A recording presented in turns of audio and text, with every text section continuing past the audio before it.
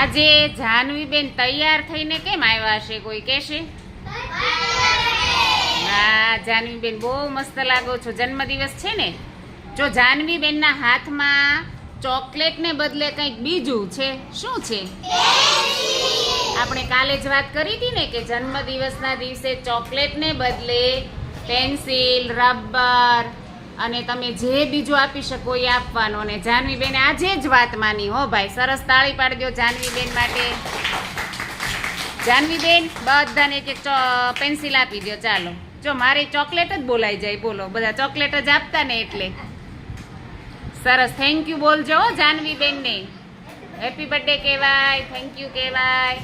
ખૂબ સરસ. હવે આપણે ચોકલેટ લાવવાની બાંધ.